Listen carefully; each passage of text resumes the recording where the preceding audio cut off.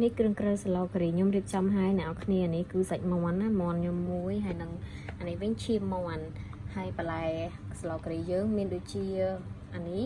ដលងដែរដលងមាន2ពណ៌អ្នកនរគ្នាមានដលងពណ៌នេះហើយនឹងតែដលងពណ៌នេះដលងដាក់ពីរមុខណាហើយអានេះការ៉ុតអានេះវិញស្បែកគួរហើយនឹងខ្ទឹមបារាំងនេះមួយមើមហើយបើគ្រឿងត្រូវកាពិកប៉ុកវិញមានដូចជាទឹកដោះគោឆៅនេះទឹកដោះគោឆៅអានេះទឹកដោះគោខាប់មានសណ្តែកដីមានម្ទេសកិនហើយគ្រឿងបុកជាមួយនឹងខ្ញុំដាក់គ្រឿងការីកញ្ចប់នេះដែរហើយនេះវិញគឺខ្ទិះដូងខ្ញុំដាក់2000តាមចំណងចំណូលចិត្តទេអ្នកខ្លះគេអត់ដាក់ទឹកដោះគោខាប់គេដាក់តែខ្ទិះដូងសុទ្ធក៏បានដាក់ទៅទឹកដោះគោឆៅក៏បានដែរតែខ្ញុំដាក់ទាំងអស់ហ្មងដើម្បីឲ្យវាខ្ទិះអានេះស្លការីនេះគឺខ្ញុំស្លទុកញ៉ាំជាមួយនំបញ្ចុកក៏បានមួយបាយក៏បាននិងជាមួយនឹង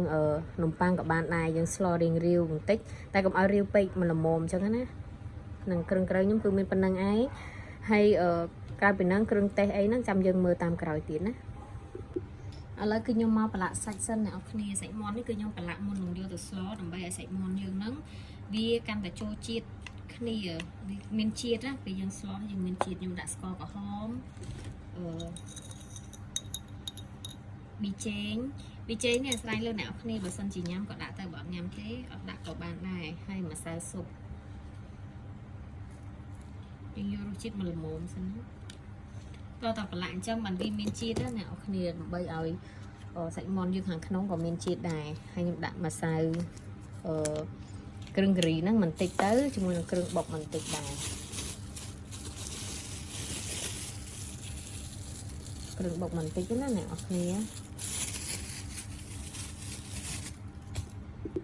ហើយបន្ទាប់មកទៀតហ្នឹងគឺខ្ញុំដាក់ជាមួយនឹងខ្ទិះដូងហើយយើងអប់វាចោលទៅយើងច្បល់វាឲ្យសព្វមកច្បល់ឲ្យគ្រឿងនឹងវាចូលជាតិមួយសាច់មាន់ណាច្បល់សព្វច្បល់ដៃក៏បានអីក៏បានដែរតែខ្ញុំអត់មានស្រោមដៃចឹងខ្ញុំច្បល់ជាមួយស្លាបព្រាសាច់មាន់យើងគឺយើងប្រឡាក់ឲ្យចូលជាតិអញ្ចឹងសព្វគ្រប់ទាំងអស់ហ្មងណាអ្នកនរគ្នាឲ្យច្បល់ឲ្យសព្វចឹងមកនិយាយទៅគ្រាន់តែប្រឡាក់គ្រឿងនេះណាគឺឡើងឈ្ងុយបាត់ហើយនេះដល់ប្រឡាក់គ្រឿងសាច់មាន់ទុកចោលហើយជាមួយស្លទៀតដឹងឈ្ងុយប៉ុណ្ណានិយាយទៅតំណងហ្មងណាអត់ណាអ្នកនរគ្នាភ្លើងយើងប្រើមិនល្មមទេពីក្នុងឆ្នាំងហ្នឹងគឺខ្ញុំដាក់ជាមួយនឹងប្រេងឆាបន្ទាប់មកហើយយើងប្រើជាមួយនឹងម្ទេសកិនណាអ្នកនរគ្នាក្តៅវាតែភ្លើងដែលយើងប្រើគឺប្រើតិចៗទេណាយើងត្រូវឆាប្រេងម្ទេសនេះឲ្យវាឡើងប្រេងឡើងក្រហមល្អដើម្បីយកពណ៌វាបើសិនយើងឆាអត់សូវចេញប្រេងល្អទេពណ៌ស្លការីយើងក៏ស្អាតដែរហើយដូចខ្ញុំបញ្ជាក់ចឹងណាអ្នកគ្នាយើងត្រូវប្រើភ្លើងតិចៗណានេះនេះយើងប្រើពីខ្ញុំដាក់គ្រឿងបុកគ្រឿងដែលយើងកិនហ្នឹងណាគ្រឿងនេះគឺមកតែងខ្លួនឯងតែមកពិសាណានេះចុះមកយើងឆាវាឲ្យសព្វតិចដែរនេះអ្នកនរគ្នាដាក់ក៏បានអត់ដាក់ក៏បានដែរណាតោះមកគឺខ្ញុំប្រើផ្កាចាន់ជាមួយនឹងស្លឹកអែមហើយវាអត់មួយមកលើក៏ខ្ញុំបញ្ជាក់ចឹងណាវាទៅប្រើតិចបន្ទាប់ពីគ្រឿងយើងលេងបានឈ្ងុយល្អហើយគឺខ្ញុំដាក់សាច់មាន់ដែលយើងបានប្រឡាក់នេះចូលណាហើយពេលហ្នឹងគឺយកដាក់ទឹកទេណាពេលគឺយើងឆាសាច់មាន់ហ្នឹងជាមួយនឹងគ្រឿងហ្នឹងឲ្យសព្វអូយឈ្ងុយហ្មងឈ្ងុយស្អាតហើយសាច់មាន់ដែលយើងយកមកស្លអ្នកគ្នាយករៀងចាស់បន្តិចប្រហែលជា1គីឡូកន្លះគីឡូ7អីនឹងសាច់មាន់យើងឆ្ងាញ់វាអត់ល្អិលបើយើងយកខ្ចីពេកយកមកស្លវាល្អិលហើយងាស់ហើយវាផុយអស់លីងមកច្បល់ចឹងឲ្យសព្វណាអូយតំណងណាហើយពេលឆានេះគឺយើងអាចដាក់គ្រឿងក្រៅបានដែរអ្នកគ្នាដាក់តាមចំណងចិត្តដាក់ត្រីដាក់មកល្មមសិនណាដោយសារយើងប្រើកាពិដែរហើយយើងប្រើម្សៅស៊ុបទៀតម្សៅស៊ុបខ្ញុំដាក់មកកូនស្លាបព្រានេះហើយបន្តិចទៀតតោះមកខ្ញុំប្រើប៊ីចេងណាគេប្រើក៏ដាក់ទៅអត់ប្រើក៏ដាក់ក៏បានដាក់ឲ្យយើងហើយជាមួយនឹងស្ករ ស្លការីគឺខ្ញុំចូលចិត្តប្រើស្ករត្នោតណាតោះមកយើងច្បល់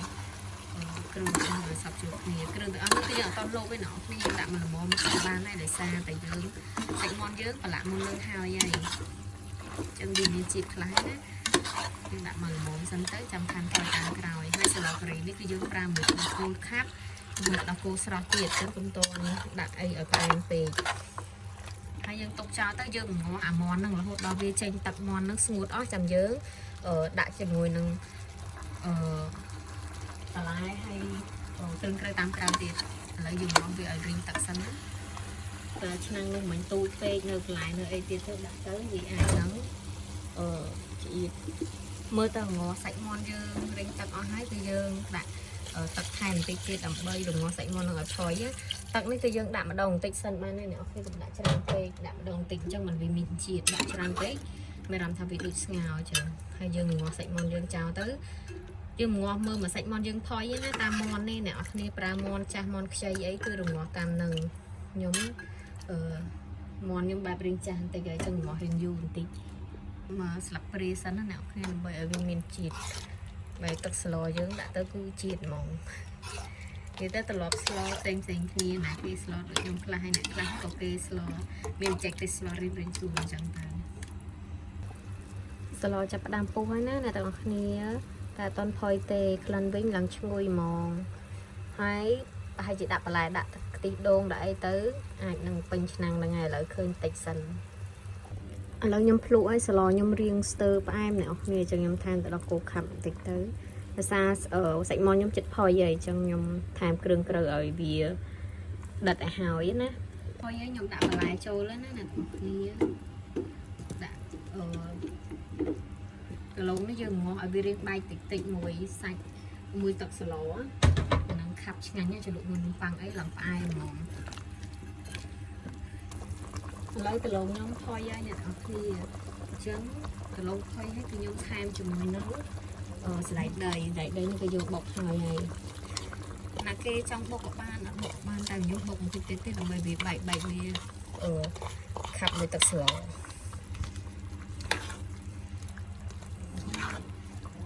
ណ្តែកដីហើយយើងចាប់ដើមដាក់បន្លែចូលទៅមានការ៉ុតមានអីហ្នឹងគឺខ្ញុំដាក់អស់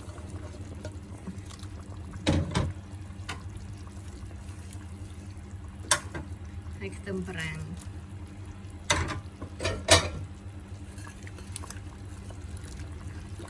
ច្បល់ឲ្យសព្វមក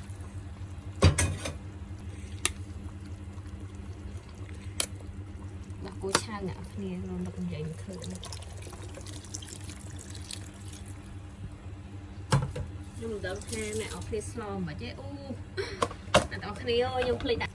ភ្លេចឈាមណាអ្នកអរគ្នាឈាមនោះតាមពិតយើងត្រូវដាក់បន្ទាប់ពីដលងតែខ្ញុំភ្លេចអ្នកគ្នាអើយចឹងដាក់ហ្មងអ្នកស្លនេះភ្លេចភ្លៀងច្រើនណាព្រោះស្លម៉ោង12ម៉ោង1ឯនេះខ្ទិះដូងចូលហ្មងហើយយើងទុកវាមកពុះឲ្យឈាមដូចជាបន្លែយើងឆ្អិនទៅបានហើយស្លការីខ្ញុំឆ្អិនហើយអ្នកទាំងអស់គ្នាមួយឆ្នាំងពេញបឹបហ្មងនេះខ្ញុំយករៀងរាវដោយសារតែខ្ញុំញ៉ាំជាមួយនឹងនំបញ្ចុកល្ងាចហ្នឹងញ៉ាំនំបញ្ចុកហើយឥឡូវយើងញ៉ាំមួយបាយសិនតែសាច់ច្រើនដែរអ្នកគ្នាសាមាន់យើង1គីឡូជាងឈ្ងុយណាតែបាត់តែរៀងភ្លេចភ្លាំងបន្តិចមែនប៉ុន្តែរសជាតិឆ្ងាញ់អ្នកគ្នានិយាយទៅប្រើទឹកដោះគោខាប់ខ្ទិះដូងហើយនឹងទឹកដោះគោឆៅត្រូវគ្នាសាហាវហ្មងអែមណាអ្នកគ្នាដំណងហ្មងកុំភ្លេចស្លញ៉ាំទាំងអស់គ្នា